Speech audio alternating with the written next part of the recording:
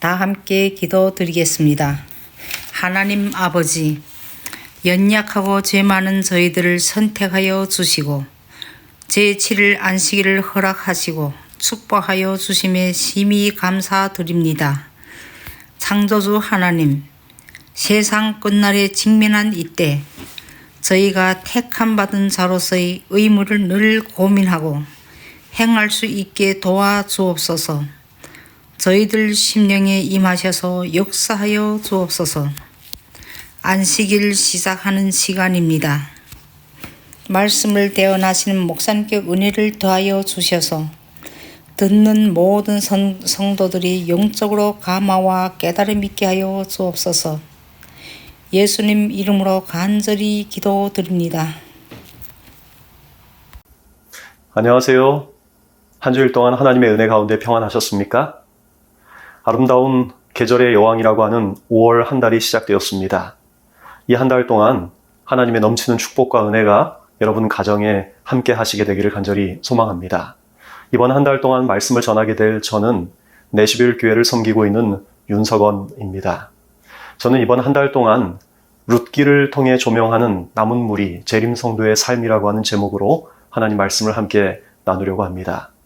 오늘은 그 첫 번째 시간으로 흔들리며 피는 꽃이라고 하는 제목으로 룻기의 한 여인 나오미의 삶을 함께 조명해 보면서 영적인 은혜를 나누고자 합니다. 모쪼록 우리가 잘 아는 이 룻기의 이야기를 통해서 성령께서 우리 각자의 마음속에 새로운 영적인 빛과 교훈을 주실 뿐 아니라 재림 성도로서 마지막 시대를 살아가는 우리에게 우리의 사명이 무엇인지를 다시 한번 깨닫게 해주시는 그런 시간이 되기를 기도합니다. 도종환이라고 하는 한국의 시인이 흔들리며 피는 꽃이라고 하는 그런 시를 작성했습니다. 그 시를 여러분에게 소개하면 이렇습니다. 흔들리지 않고 피는 꽃이 어디 있으랴. 이 세상 그 어떤 아름다운 꽃들도 다 흔들리면서 피었나니 흔들리면서 줄기를 곧게 세웠나니 흔들리지 않고 가는 사랑이 어디 있으랴. 젖지 않고 피는 꽃이 어디 있으랴. 이 세상 그 어떤 빛나는 꽃들도 다 젖으며 피었나니 바람과 비에 젖으며 꽃잎 따뜻하게 피웠나니 젖지 않고 가는 삶이 어디 있으랴. 이 시는 날마다 흔들리는 연약한 삶을 사는 우리의 모습을 잘 보여주기 때문에 매우 공감이 가는 그런 시라고 생각됩니다. 아무리 강해 보이는 사람들도 흔들리며 살아가는 것이 인생입니다. 하지만 그 흔들리는 인생을 붙들어 주시는 하나님의 은혜가 바로 성경의 이야기요, 그리고 룻기의 이야기입니다. 사람들은 종종 룻기를 그저 아름다운 인간의 어떤 사랑의 이야기에 지나지 않는 것으로 일축해 버립니다. 하지만 이 책은 그 이상의 것입니다. 룻기는 타락한 한 가정과 영적으로 정말 내리막길에 걸어갔던 한 그 가정이 어떻게 하나님을 찾아가는지, 그리고 하나님을 향해 괴로운 마음을 가졌던 한 여인의 이야기, 그리고 그 여인을 구원하시는, 그 가정을 회복하시는 하나님의 사랑의 이야기입니다. 이 성경은 인간사에 직접 개입하시고 선악간의 대쟁투에 관여하시는 하나님의 품성에 대한 이야기입니다. 하나님의 섭리, 곧 이 세상에 역사하시는 하나님의 현재적인 활동에 대해서 흔들리고 연약했지만 끝까지 신실했던 사람들의 이야기입니다. 이 룻기의 이야기를 통해서 오늘 우리의 삶을 살아가는 오늘 우리에게도 하나님의 넘치는 축복과 그분의 은혜, 그분의 품성이 저와 여러분에게도 다시 한번 깊이 각인되기를 소망합니다. 먼저 룻기 1장 1절부터 있는 말씀을 제가 봉독하겠습니다. 사사들의 치리하던 때에 그 땅에 흉년이 드니라. 유다 베들레헴의 한 사람이 그 아내와 두 아들을 데리고 모압 지방에 가서 우거하였는데 그 사람의 이름은 엘리멜렉이요 그 아내의 이름은 나오미요 그 두 아들의 이름은 말론과 기련이니 유다 베들레헴 에브랏 사람들이더라. 그들이 모압 지방에 들어가서 거기 유하더니 나오미의 남편 엘리멜렉이 죽고 나오미와 그 두 아들이 남았으며 그들은 모압 여자 중에서 아내를 취하였는데 하나의 이름은 오르바요, 하나의 이름은 룻이더라. 거기 거한 지 10년 즈음에 말론과 기럧 두 사람이 다 죽고 그 여인은 두 아들과 남편의 뒤에 남았더라. 우리가 연구하는 이 룻기는 사사들이 치리하던 그 때에 그 땅에 흉년이 드니라라고 하는 말로 시작합니다. 이 룻기 1장 1절의 말씀은 룻기서 전체를 이해하는데 아주 중요한 구절입니다. 여러분이 아시는 것처럼 사사기라고 하는 그 시대는 이스라엘 백성들이 애굽을 떠나와서 또 광야를 지나서 가나안에 정착한 다음에 그곳에서 약 한 350년 동안 그 나라를 이루기 전에 그들이 가졌던 기간입니다. 이 기간은 안타깝게도 영적으로 매우 어두운 기간이었습니다. 가나안에 정착한 이스라엘 백성들은 주변에 있는 이방 민족들의 강한 영향을 받았습니다. 그들은 보이지 않는 하나님을 따라서 살기보다는, 보이지 않는 하나님의 그 말씀을 따라 살기보다는 눈에 보이는 신, 눈에 보이는 현세적 가치를 따라 살라는 주변 민족들의 강한 유혹에 노출된 것입니다. 그래서 350년 동안의 사사기의 그 시대를 살아가는 동안 그들은 끊임없이 타락하고 또 하나님께 돌아오고 다시 하나님께 부르짖고 이런 모든 사이클들이 계속 반복이 되는 것이 사사기의 역사이지요. 그리고 사사기의 거의 그 후반부인 17장부터 21장에는 그 사사시대의 마지막 시대의 그 영적인 모습이 얼마나 그들이 타락했는지에 대한 그 내용을 자세히 기록하고 있습니다.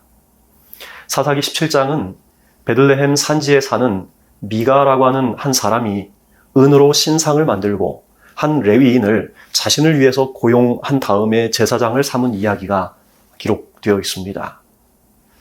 사사기 19장에는 한 레위인이 첩을 취한 이야기가 기록되어 있어요.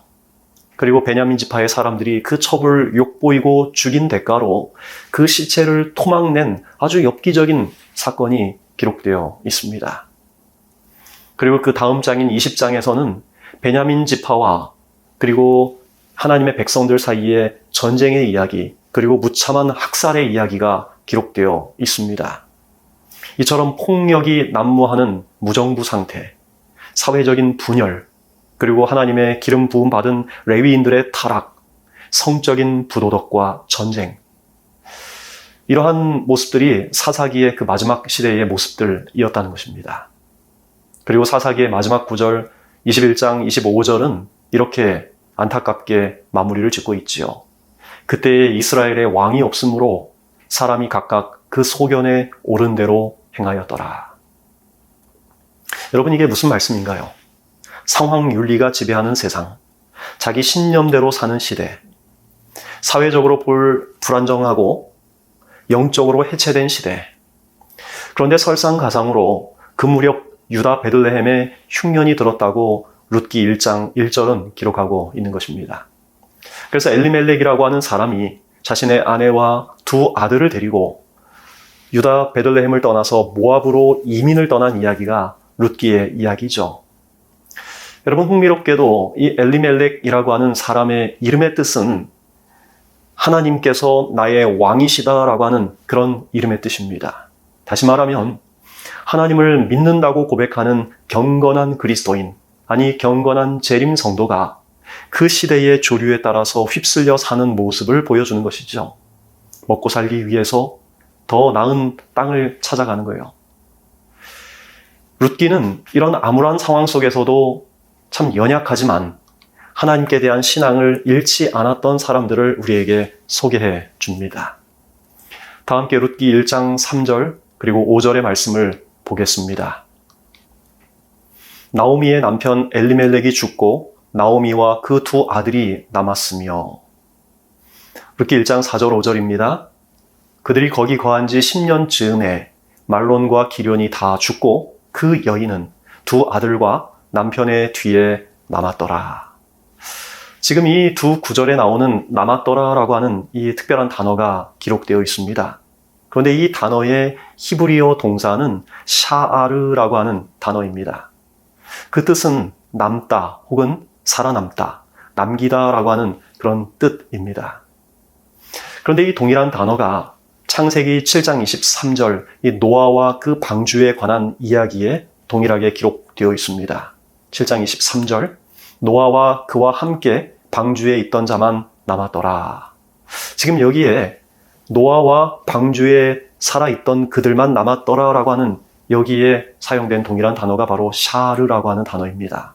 그리고 이 단어에서 남은 무리를 뜻하는 단어 쉐아르라고 하는 히브리어 단어가 나왔습니다. 여러분, 성경에서 여자는 교회를 상징하지요. 순결한 여자는 순결한 교회를 상징하고 또 음란한 여자는 타락한 교회를 상징합니다. 이런 면에서 볼 때 모압 땅에서 홀로 남겨진 나오미는 그 여성 나오미는 남은 자손으로서의 교회의 모습을 상징한다고 할 수 있습니다. 그러므로 이 나오미의 모습 속에서 마지막 시대를 살아가는 남은 자손으로서의 우리의 영적인 정체성을 우리가 확인할 수 있게 된 것입니다. 여러분, 나오미는 어떤 사람이었습니까? 이 나오미라고 하는 그 이름의 뜻은 기쁨 혹은 즐거움이라고 하는 그런 뜻입니다. 참 좋은 이름이죠. 이 나오미는 남편 엘리멜렉을 따라서 흉년이 든 베들레헴을 떠나 모압으로 떠났던 이민 1세대의 여인이었습니다. 그들이 처음 이민을 떠날 때에는 룻기 1장 21절에 의하면 그들은 매우 풍족한 채로 이민을 떠났습니다. 하지만 10년간의 이민 생활은 참으로 고달팠습니다. 풍족했던 재산과 자산은 금세 바닥나고 말았어요. 든든한 버팀목이었던 남편은 얼마 못 되어 죽었습니다. 타향살이에 홀로 남겨진 나오미는 두 아들을 키우기 위해서 정말 억척스럽게 살아야 했을 것입니다. 시간이 흘러서 겨우 두 아들이 이제 모압 여인과 결혼해서 그들의 삶이 안정이 되는가 싶었는데 두 아들마저 죽고 자신과 과부된 두 며느리만 덩그러니 남은 것입니다. 고대 근동 지방에서는 한 여인의 가치나 그 여인이 자신에 대해서 느끼는 그 자아 존중도가 주로 아버지나 혹은 남편 혹은 아들 등 이처럼 남자와의 관계에 달려 있었습니다. 그런 상황 속에서 갑자기 남편과 아들들을 잃었다는 것은 대단히 충격적인 사건이었습니다. 그렇게 고달픈 10년간의 이민 생활을 하면서 나오미는 점점 더 내리막길의 인생을 살아간 것처럼 보입니다. 그 과정 속에서 나오미는 이 하나님의 품성에 대한 오해가 생겼던 것으로 보입니다.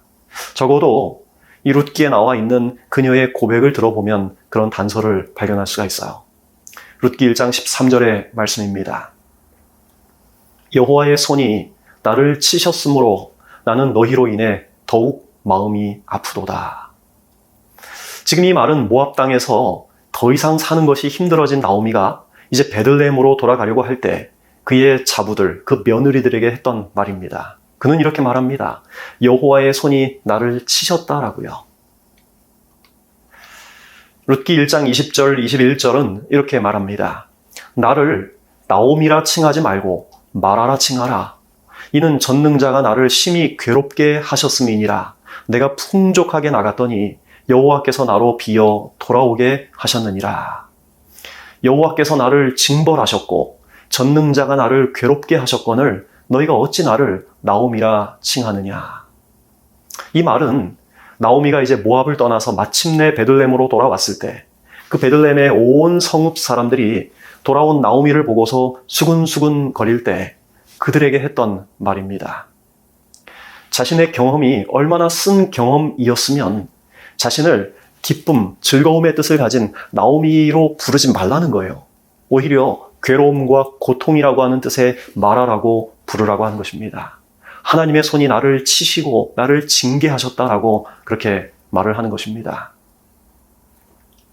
여러분, 이 구절들을 보면 나오미는 하나님을 믿는 그녀의 삶이 매우 고달팠음을 보여줍니다.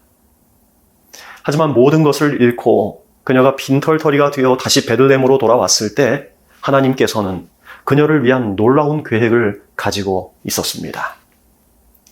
여러분, 우리의 삶에도 뜻하지 않은 어려움이 계속될 때가 있습니다.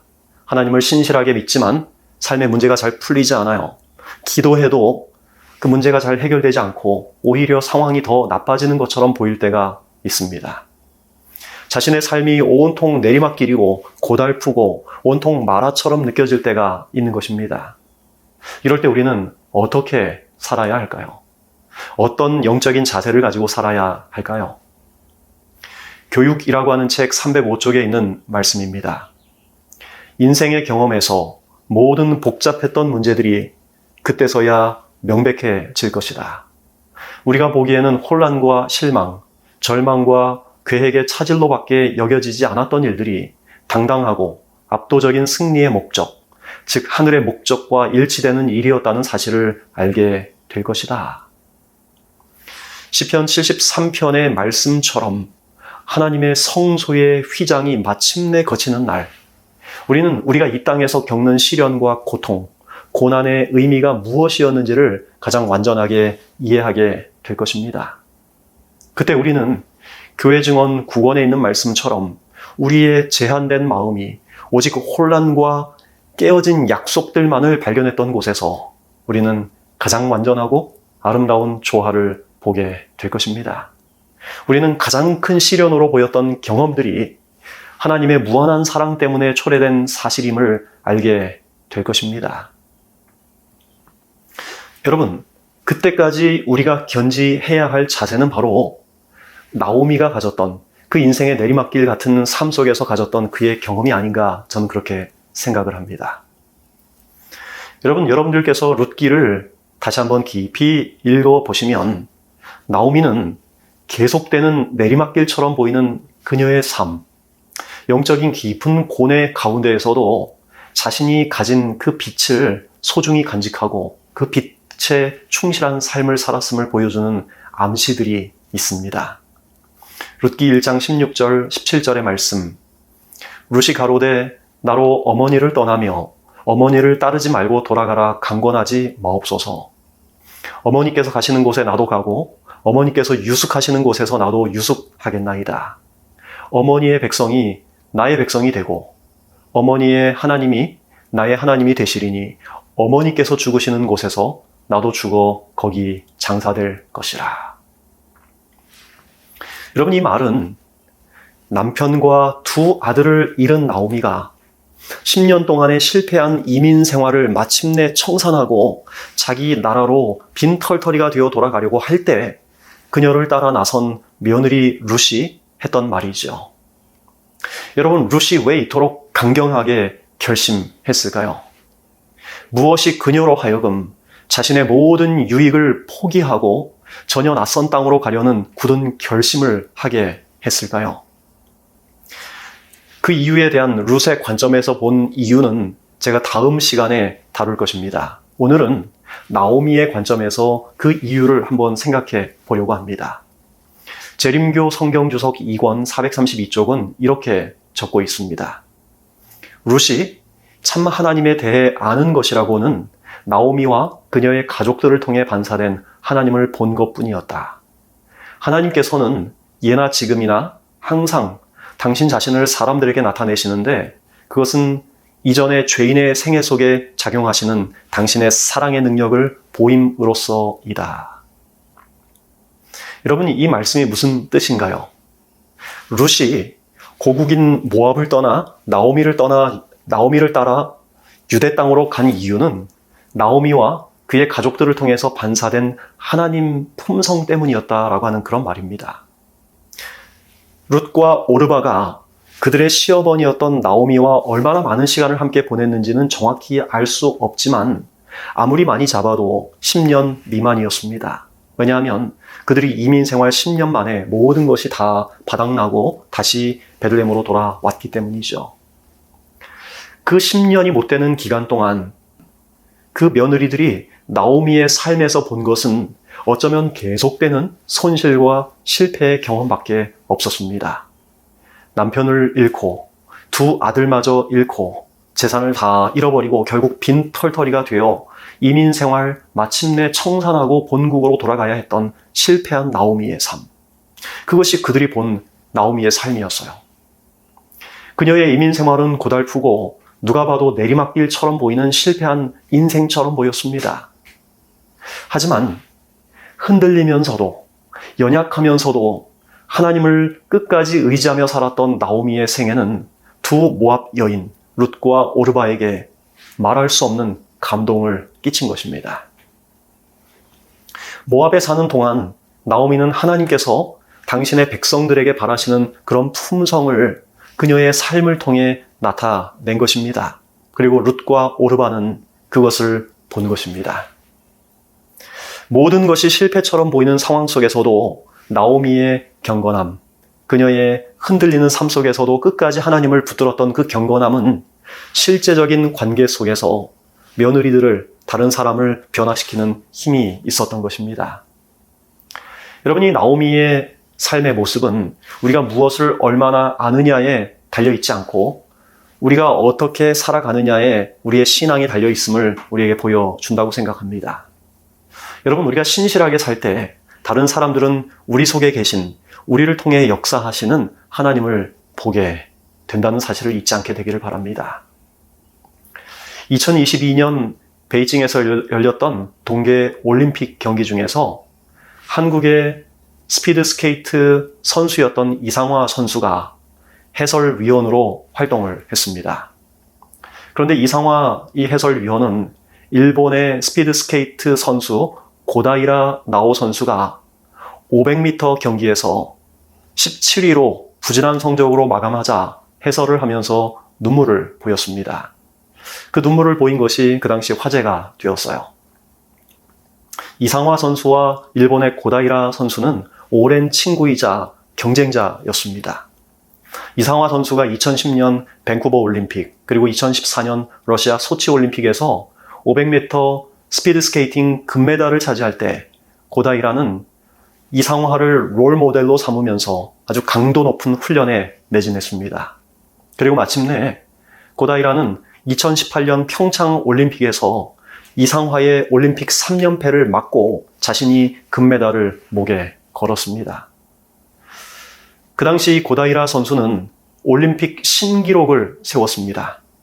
그런데 그렇게 올림픽 신기록을 세운 자신을 향해 열광하는 일본의 관중들을 향해서 고다이라는 쉿이라는 손짓을 했습니다. 그 이유는 자신이 이제 신기록을 세운 바로 그 다음 조에서 뛰게 될 한국의 이상화 선수를 위한 작은 배려였습니다. 그리고 간발의 차이로 자신의 금메달이 확정이 되자 고다이라 선수는 자신의 승리의 기쁨은 잠시 내려놓고 울고 있는 한국인 이상화 선수에게 다가가서 위로했습니다. 그녀는 귓속말로 잘했어. I respect you. 나 너를 존경해 라고 말을 했습니다. 당시 언론들은 이렇게 말했습니다. 두 사람은 다른 나라였지만 마치 같은 나라의 팀 선수들 같았다라고요. 그리고 평창 올림픽 이후에 이상화 선수는 은퇴를 했고 고다이라 선수는 늦은 나이에 36살의 나이에 베이징 동계올림픽에 다시 도전을 했다가 17위라고 하는 저조한 성적을 보인 것입니다. 이때 오랜 경쟁자이자 친구였던 고다이라 선수의 얼마나 안타까웠던 이상화 선수가 눈물을 보인 것입니다. 그녀는 이렇게 말했습니다. 무거운 왕관의 무게를 이겨낼 줄 알았는데 심리적 압박이 컸던 것 같다. 이상화 선수가 해설하면서 안타까움에 눈물 짓는 장면을 보고 일본의 한 요미우리라고 하는 신문은 이상화의 눈물에 감동이 느껴진다. 우정의 국경은 없다라고 그렇게 보도를 했습니다. 한 사람의 작은 모습을 통해, 작은 이 품성의 모습을 통해 한국과 일본의 국격이 다르게 평가되고 다르게 느껴진 것입니다. 그렇다면 우리는 한 사람의 그리스도인으로서 우리가 우리의 삶을 통해 하늘나라의 격이 달라질 수 있다는 사실을 여러분들은 압니까? 왜 그럴까요? 베드로전서 2장 9절은 이렇게 말씀합니다. 오직 너희는 택하신 족속이요 왕 같은 제사장들이요 거룩한 나라요 그의 소유된 백성이니 이는 너희를 어두운 데서 불러내어 그의 기이한 빛에 들어가게 하신 자의 아름다운 덕을 선전하게 하려 하심이라. 하나님의 말씀은 우리를 거룩한 나라로 칭합니다. 성도 한 사람 한 사람이 이 땅에서 하늘을 대표하며 사는 사람들이라는 뜻입니다. 비록 우리의 삶이 연약하고 흔들리고 계속 내리막길처럼 보이는 그런 영적인 시련 속에 있을지라도 우리의 삶을 통해서 하늘나라의 국격이 높아질 수도 있고 떨어질 수도 있다는 이야기입니다. 부조화 선지자 134쪽은 이렇게 말씀합니다. 하나님의 백성은 지상에 있는 그분의 대표자들이다. 하나님께서는 그들이 세상의 도덕적 흑암 가운데에서 빛이 되기를 원하신다. 그들은 온 나라에 곧 고을과 도시와 촌락들에 흩어져 있는 하나님의 증인들, 곧 하나님께서 믿지 않는 세상에 당신의 뜻을 알리며 당신의 은혜의 기사를 전하실 통로들이다. 그리스도인의 경건성은 세상 사람들이 복음을 판단하는 표준이 된다.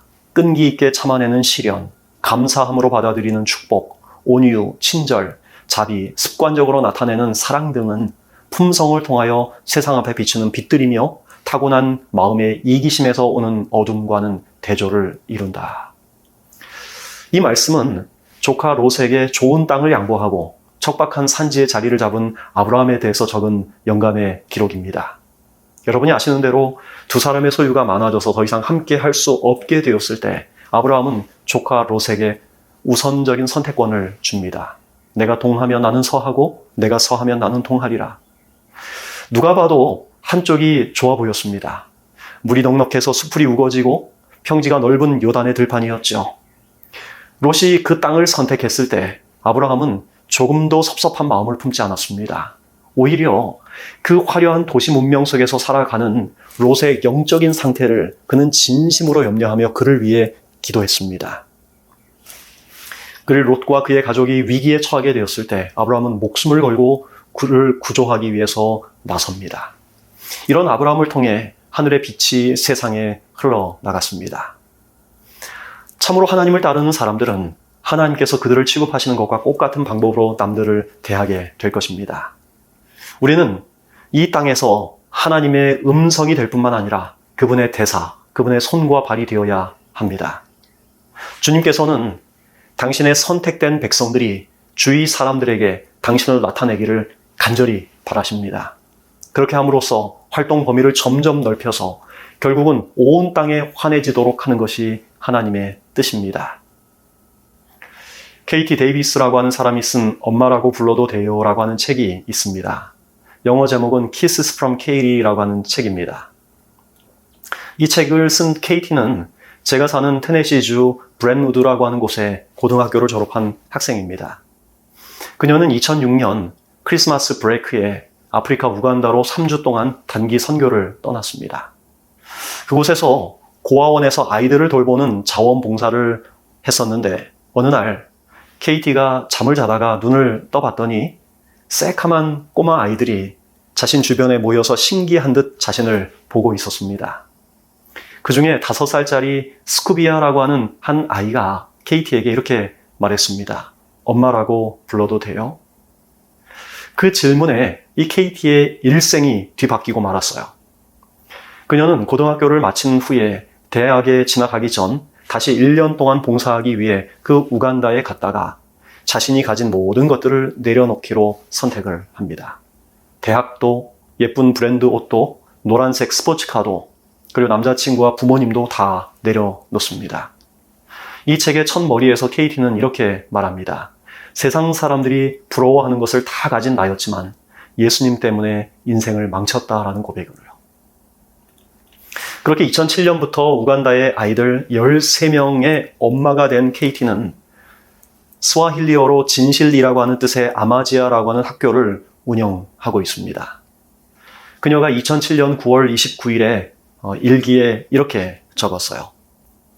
가난한 나라에서 봉사하다 보면 바가지로 바닷물을 퍼내는 기분이 든다. 설상가상으로 바가지를 반쯤 채워 퍼내려고 하면 소낙비가 쏟아진다. 매일같이 북쪽에서 또 다른 고아들이 내려오고 버림받고 죽은 아기들이 새로 발견이 되고 에이즈에 걸린 사람들이 드러난다. 이쯤 되면 아무리 낙천적인 사람이라도 낙심할 수밖에 없다. 하지만 실망도 잠시, 계속해서 가라는 하나님의 음성이 들려온다. 나는 가난과 질병, 아이들을 버리는 악습관을 뿌리 뽑으려고 이곳에 온 것이 아니다. 그냥 사랑을 나눠주려고 온 것이다.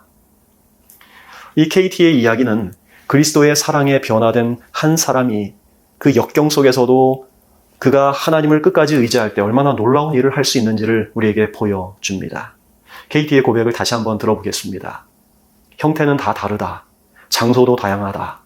외국 땅이 될 수도 있고 집안 마당이 될 수도 있다. 하지만 누군가의 세상을 바꿔주기 위해 우리는 창조되었다는 점에서 우리 모두는 똑같다. 누군가를 섬기기 위해 그리스도께서 먼저 우리에게 주신 사랑으로서 누군가를 사랑하기 위해 누군가에게 주님의 빛을 비추기 위해 우리는 창조되었다. 사랑하는 성도 여러분, 우리는 마지막 시대에 하나님의 남은 무리로 부름을 받았습니다. 하나님을 섬기며 사는 우리의 삶이 비록 경제적으로는 손실을 입고 사랑하는 사람을 먼저 보내야 하고 누가 봐도 내리막길처럼 보이는 삶일지라도 나오미처럼 끝까지 하나님을 바라보며 살기를 소망합니다. 그럼 여러분의 경건한 삶은 흔들리면서도 하나님을 끝까지 바라보는 여러분의 삶은 반드시 누군가의 삶에 영향을 줄 것입니다. 시련과 고난으로 여러분의 삶이 송두리째 흔들릴지라도 끝까지 신실하게 하나님을 의지하게 되기를 바랍니다. 그래서 마침내 하나님께서 여러분의 삶에 일하시는 놀라운 역사를 기대하고 바라볼 수 있기를 바랍니다. 여러분에게 맡겨주신 가족과 이웃, 그리고 교인들에게 끝까지 친절과 온유로 그리스도의 품성을 드러내시기를 간절히 바랍니다. 말씀을 마치겠습니다. 기도하겠습니다. 사랑의 아버지 하나님, 우리의 삶이 비록 흔들리고 연약할지라도 우리를 붙드시는 하나님의 은혜 안에서 끝까지 신실하게 주님을 바라보며 의지하며 살아가는 주님의 신실한 종들 되도록 인도하여 주시옵소서. 그리하여 우리의 삶이 적어도 한 사람에게, 우리 주변의 누군가에게 선한 감화를 끼쳐 그들도 하나님의 품성을 보고 하나님께 돌아오도록 역사하여 주시옵소서. 예수님의 이름으로 기도합니다. 아멘.